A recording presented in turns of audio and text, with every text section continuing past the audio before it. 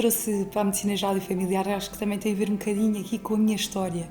Nasci no Canadá e apesar de ter vindo com 2 anos de idade, os meus pais viveram 20 anos e por isso acabei por crescer numa cultura familiar onde o médico de família é visto como a central da resposta aos cuidados de saúde. E por isso, desde pequenina que me recordo, e até na minha adolescência, irmos em família ao médico de família. Depois, à medida que fui crescendo, entrar na faculdade, percebi que para podermos influenciar, ou aquilo que influencia a saúde do cidadão, é em 30% a sua genética, em 10% o contacto com os cuidados de saúde e os restantes 60% devem, sim, aos estilos de vida, aos determinantes em saúde, às condições socioeconómicas, ao ambiente em que vive. Percebi por isso, à medida que fui progredindo no curso, que a única forma de poder influenciar nos outros 60% seria por via da medicina geral e familiar, sobretudo no enfoque nos estilos de vida e na prevenção da doença e na promoção da saúde. A medicina geral e familiar é, sem dúvida, uma especialidade em transformação. Desde logo, o internato médico, que tem vindo a ser aprimorado, a migração dos nossos colegas, dos médicos de família para o privado e a necessidade da articulação entre os vários serviços de saúde, mas também as discussões que existem sobre o modelo USF, os indicadores de saúde, muitos deles obsoletos e que não dão resposta às necessidades dos nossos utentes. Portanto, eu acredito que a medicina geral e familiar é uma especialidade em transformação, uma especialidade que todos os dias se inova e uma especialidade que é, de facto, apaixonante. Num futuro ideal, um médico de família não pode deixar de ser aquilo que é na sua gênese. Há uma frase extraordinária que nos diz: um médico de família é um cientista profundamente humano. E, de facto, esta dimensão é algo que no presente, no futuro, num cenário de catástrofe ou num cenário ideal, tem de existir.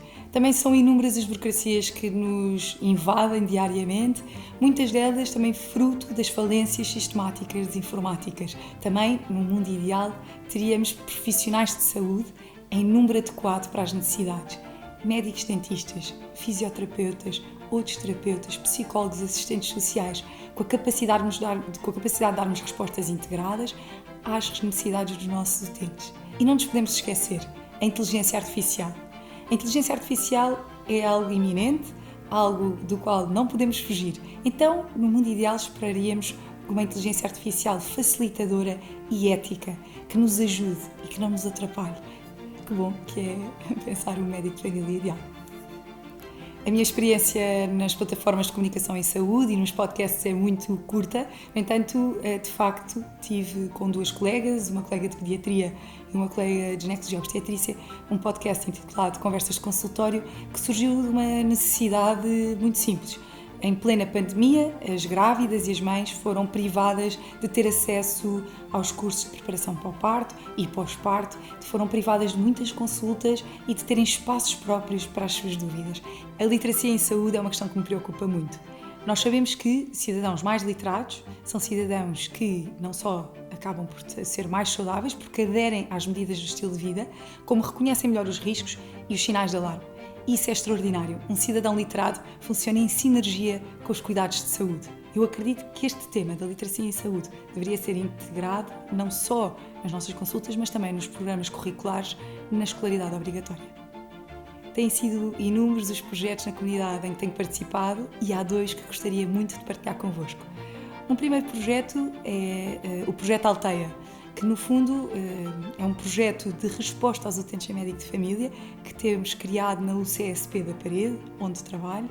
Resume-se a um projeto de resposta em consulta programada, em regime de horário extraordinário, com apoio do Conselho Clínico, da Direção Executiva, mas de todas as unidades do ACES de Cascais, de forma a que estes utentes possam ter uma consulta e um seguimento adequado das suas gravidezes e da sua infância e adolescência. O segundo projeto foi um voluntariado que fiz nas Filipinas, na sequência da aprovação da Lei de Saúde Materno-Infantil aprovada em 2012 nas Filipinas. Esta lei visou promover a educação para a saúde, no planeamento familiar, no seguimento das grávidas, no seguimento das crianças, e com a aprovação desta lei houve a necessidade de unir esforços no sentido de educar a população, mas também os profissionais de saúde. E foi nesse contexto que trabalhei em orfanatos, escolas, clínicas, medical missions, em bairros de prostituição, nos mais diversos contextos e em que de facto tive uma experiência transformadora. Sermos empenhados na comunidade é essencial para a nossa resposta aos nossos utentes e às maiores necessidades. Tenho exemplos práticos sobre isso. Por exemplo, o projeto Dose Certa, um projeto desenvolvido numa parceria entre o Centro de Saúde e uma associação sediada num bairro de habitação social.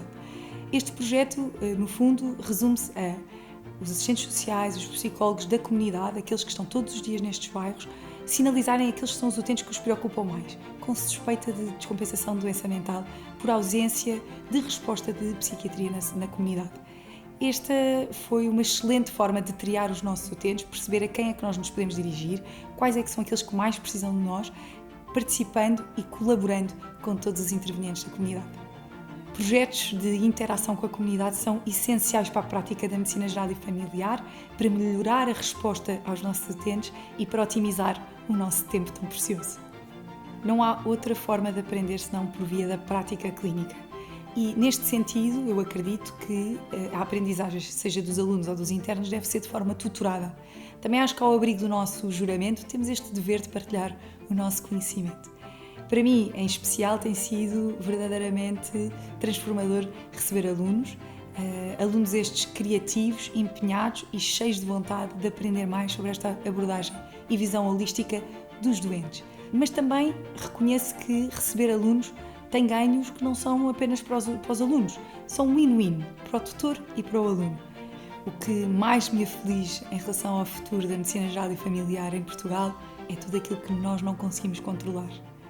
Aquilo que mais me entusiasma é tudo aquilo que nós conseguimos controlar. Sinto uma enorme confiança na geração de médicos de família de hoje, profundamente humanizados e comprometidos com a ciência. Por outro lado, preocupa-me muito, enquanto migram todos estes colegas para o setor privado ou para outras formas de exercer medicina que não pela clínica, todos aqueles que ficam desprotegidos sem médico de família. Acredito que a saúde em Portugal carece de uma reforma profunda, que implica coragem, mas também muito estudo, mas é emergente nos dias de hoje. As listas pesadas de utentes, as burocracias que nos asfixiam entre as baixas, a necessidade de passar papéis de segurança social, as dúvidas próprias da segurança social que os utentes nos colocam, a ausência de secretários clínicos que nos leva a fazer muito trabalho de agendamento e de secretariado clínico, tudo isto nos afoga, nos faz perder tempo, às vezes a esperança. É também um grande problema para nós a falta de tempo para a dedicação, por exemplo, à investigação. Não é contemplado no nosso período de trabalho o tempo para a academia, para o estudo, que é tão importante para a nossa atualização permanente e melhor resposta aos nossos doentes. Por outro lado, sou verdadeiramente otimista e acredito na nossa capacidade, criatividade e na capacidade que os médicos de família têm de ser agentes de mudança. Há inúmeros projetos piloto espalhados pelo nosso país.